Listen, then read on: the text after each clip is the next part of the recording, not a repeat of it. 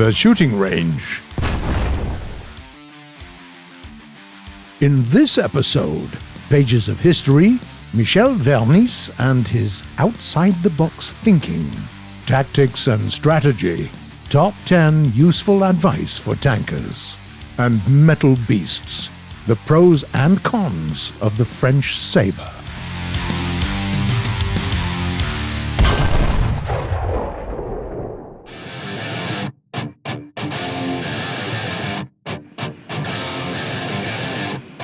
The F-86K Sabre Dog is a French subsonic jet fighter at BR 9.0. This machine is a part of a big family of the American Sabres. It is as reliable as its brothers, but has a couple of unique aces up its sleeve: deadly cannons, a radar, and an afterburner engine. As for the looks, this one resembles a classic early generations jet fighter. You can distinguish this Sabre from the others judging by its transformed nose construction and bigger dimensions. Well, actually, this F-86 modification received so many changes and brand new features that it almost got a new index outside the Sabre family. It has a swept two-spar wing. It has protected fuel tanks both in the wings and in the central part of the plane. It has a radar in the nose. And the cabin is protected with 38mm bulletproof glass, a 6mm steel plate, and a 12.7mm plate in the back of the pilot's seat. The offensive armament offers 4 20mm cannons added by a couple of Sidewinder missiles and... no, that's it. Yeah, the Sabre Dog doesn't have various payload options, but its main purpose is to keep the sky clear. For that, it has accurate and powerful 20mm cannons that give out a burst of 10 kilograms of death per second, which is enough to turn anything that so much as flashes within your line of sight into a cloud of dust. And if things go sideways, your missiles will fix it. It also flies quite well. Sure, there are some more maneuverable machines in the game, but thanks to a powerful afterburner engine, the Sabre Dog will be among the first to climb anywhere you want it to. And it has a radar as well. Sure, it's one of the early models, but it will still help you, as most of your enemies don't have anything like that at all. So, the radar. The air-to-air missiles. This sounds like something that should be installed onto an aircraft that was produced a little later. The Sabre Dog was indeed one of the first fighters to receive these toys, and they gave it a great advantage. But there is a payback. They don't yet work as well as you'd hope them to. For example, the Sidewinder 9B is one of the earliest modifications of this missile. Technically, it can lock onto targets up to 4 kilometers away, but in reality, you'd really want to launch it from a much closer distance, and preferably at the flattest trajectory possible. These rockets aren't very good at maneuvering, and they don't like overloads either. The aircraft itself also requires a careful pilot. It can fall apart if you try a sharp maneuver at a speed of about 1000 kph. Moreover, in afterburner mode, the engine consumes fuel at a lot faster than usual rate, so think twice before flying out with half-empty fuel tanks. Considering all this information, the best strategy for the Sabre Dog is a classic hit and run. That way, you'll be a lot more effective than during a lengthy close combat.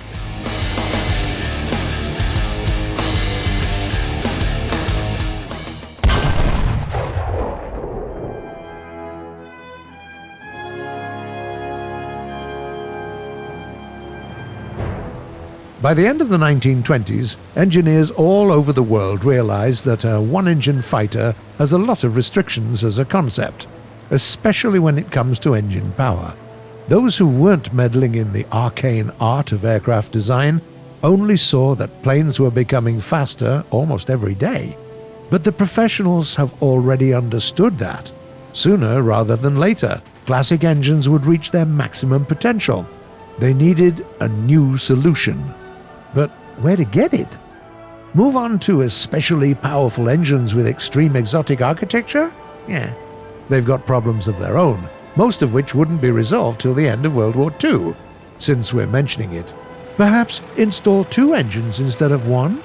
Great idea, except for the fact that the aerodynamic drag around the classic 2-engine planes would eat out the entire power coming from the second engine. Or maybe just wait for a more powerful engine? Again? We're going back to square one here. How could one build a 2-engine fighter with all its advantages, but also without losing the perks of a 1-engine plane? Lots of aircraft designers for the first half of the 20th century suffered defeat after defeat trying to solve this puzzle. And this is why the story of Michel Vernisse and his VB-10 is considered rather special. While he was still working for the Latécoère company, this outstanding French engineer installed a tandem of 2 engines inside an experimental attack aircraft, the Laté 299A, right in front of the cabin. The idea was that each of the engines rotated its own air screw, though the 2 propellers made a single coaxial unit. But the military command didn't like the idea of a huge nose blocking the pilot's view. Okay? So what if we move one of the engines behind the cabin and use a long shaft to transfer the torque from the engine to the propeller? Who's to stop us, huh? That's right. Nobody. The Americans did it themselves on their Aerocobra and didn't ask anyone for permission, you know.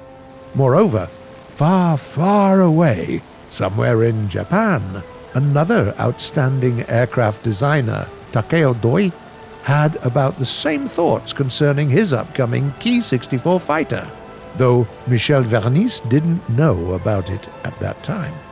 The VB-10 was very unusual, so it wasn't easy to get it into production. The project had been finalized long time prior. Its amazing performance data had been calculated and recalculated, but the French military was still reluctant to green-light it. They didn't believe that the exotic layout of this aircraft would be successful. When the VB-10 was finally built, tested, and almost prepared for serial production, came the summer of 1940. France capitulated. The half-finished prototype caught the attention of the Germans, but Michel Vernisse and his aides weren't very interested in finishing it, neither for the invaders nor for the Vichy government. At some point, they switched to plain sabotage, pointing out numerous non-existent problems of this unique 2-engine aircraft, preventing it from becoming operational. The factory had a lot of weird accidents too. Some days they would find sugar in the gasoline tanks. Other times it was sand in bearings. And when all these problems were finally over, the Americans suddenly came in and bombed everything to smithereens, including the German Guard. Another odd coincidence. Not a single French worker was present at the factory during the attack. By the time France was liberated by the Allies, the only thing they'd achieved under German control was that they had stored lots of materials required for production. Now Vernisse had everything ready, and he didn't intend to lose his chance. The first flying prototype was ready by the summer of 1945. He crafted it in a couple of months, almost manually. And the French military was only pushing him to make it quicker, because by that point, they've all heard about this similar and amazing Japanese aircraft, whose performance was incredibly super-duper. The layout worked. The very first flight proved it spectacularly. The aircraft could easily speed up to 700 kph, it was stable, could fly easily with only one engine working, and could carry a lot of guns and ammo. The generals were so happy they ordered 200 of those birds at once. But it was already too late. We can only guess the look of awe and terror on Goering's pilots' faces if the order for these 200 planes had been placed by the end of 1939. But in 1946, it was already time to think about jet fighters. As for the speedy piston engine machines, by that time you could buy something with very similar performance data from an American aircraft corporation at almost a price of scrap metal. In the end, they managed to build 2 prototypes, and then the order was cancelled. Now it was time for Michel Vernisse to demonstrate his outside-the-box thinking in very, very different projects.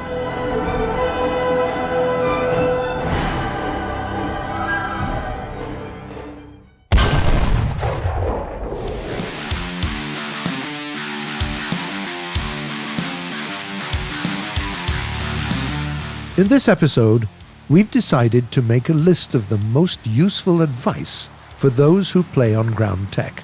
They will help you get better if you only begin your journey through any ground tech tree. And if you're already an experienced player, you just might remember something you've long forgotten. One of the most useful skills you just have to master is angling the enemy rounds. But how can you find the optimum angle that would be most effective specifically for your tank? Go to your hangar, toggle armor viewing mode, and rotate the tank until its front and side armor show the same readings for effective thickness. This will be the angle at which your machine is the most secured.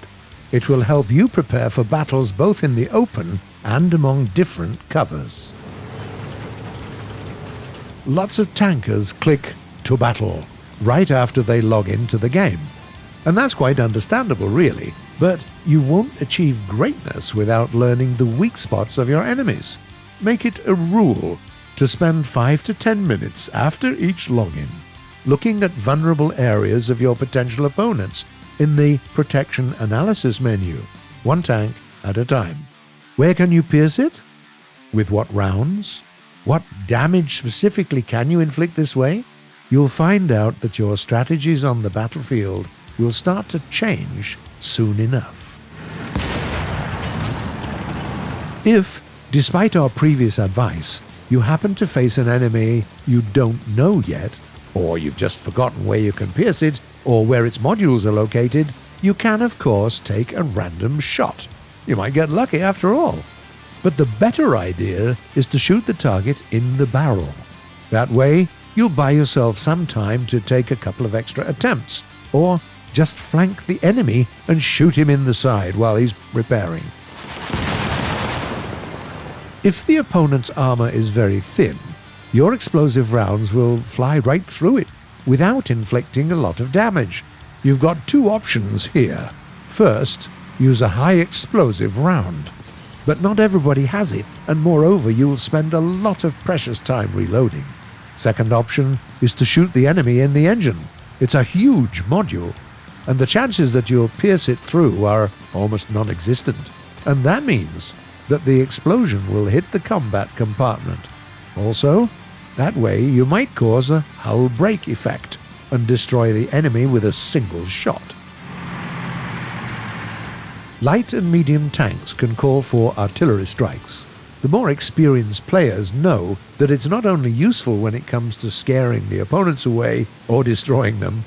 Actually, that's really not the most effective way to do it. But it's a great recon tool as well. If a projectile lands near the enemy, you'll see him on your minimap. That way, you can scout your planned route and spare yourself the trouble of running into any surprise meetings. Everybody knows the basics of scouting in the game. If you spot the enemy, your teammates will see a dot on their minimaps. The better radio connection they have, the further they will be to still receive recon data from you.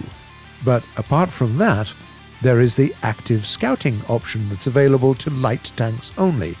By default, it's assigned to V button, V for Victor. By picking a target with a press of your mouse wheel and using active scouting on them, you mark them for your entire team and get rewards when your allies hit the target you've scouted. It's one of the most important things a light tank can do. Don't neglect it. When the distance to the target is large, don't hesitate to use your rangefinder. This option is available to any tank. even if a certain machine physically doesn't have a device like this. In this case, the gunner will make a rough guess on his own, though his estimates will, of course, be a little less accurate. There is no default button for the rangefinder, so you need to visit Controls, then Tank, Miscellaneous, and Rangefinder to assign it. You can increase the accuracy of your aim with sight distance control. It's usually helpful to bind it to your mouse wheel instead of using it to simply zoom in and out. With those changes implemented, you can enter sniper mode and scroll the wheel to shift your vertical aim up and down the range scale. If you know the exact distance to the target, you can forget about guessing the right elevation angle. Just set the required distance with your mouse wheel and aim like you shoot point-blank range. When firing on the move, there's another useful habit to develop. Don't hit the brakes, because if you do, your barrel will abruptly go down, then up, then down again. We call it bobbing, and it's like that for several seconds. So if you need to stop, just release the gas and let the machine lose speed gradually. That way, it'll be a lot easier to hit a target. Still, bobbing isn't a bad thing, not always. When you get used to stopping without bobbing, it'll be useful to go a bit further and learn to bob on purpose. An abrupt stop or start will bob the nose of the tank and the barrel with it, giving you a chance to fire somewhere you couldn't before. For example, the more experienced players use this trick when they lack elevation angles. That's our top 10 advice for tankers. But before we go to the next segment, here's another useful bit of information. We do repeat it quite a lot, but still. The mini-map. Don't forget about the mini-map and your ability to communicate with other players using it.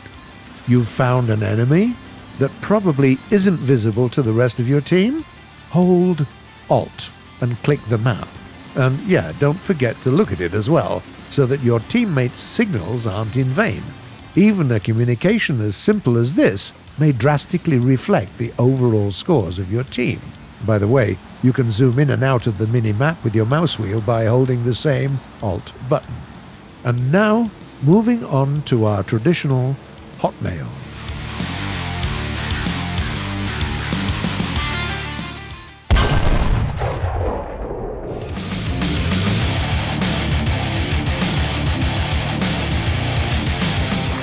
The first message was sent by a player called Alexander Sirigar. Will we be able to get deep wading capability and tank snorkel for some tanks? Hi there. Indeed, in reality, some tanks could cross water obstacles by driving on, say, a riverbed. But those actions require a lot of preparations and aren't possible during an actual battle. And our game is centered around the fight itself. Then there's a question sent by Star Wars Expert. How many kills can you make with one shot in a tank against other tanks? In real in-game situations, you'd be extremely lucky to destroy even 2 tanks with one shot. But if you fit certain special conditions, you know what? This sounds like a nice topic for another challenge. We'll try it someday. A user called RC Nation asks, "Please do a climbing the ranks with British airplanes, please." Hi there. We're planning on making a climbing the ranks video about every nation. Nobody will be forgotten. But we hear you, and we'll try to make the video about Britain sooner. Lucas Boulanger writes, "What parameters make a shell that is slower than another shell of the same caliber and type have more penetration than the faster one?" It's not just the size and speed that determine the penetration. There are lots of parameters to consider. For example, the weight of the round, its inner structure. Moreover, if you fire, say, a flathead round, it will have a better penetration than a pointed one when hitting the target's armor at an angle. Well, that's it for today. You've been watching The Shooting Range by Gaijin Entertainment. So come on, people, subscribe to the channel and press that bell button. Now you gotta leave a like and tell us what you think in the comments below. See you in a week.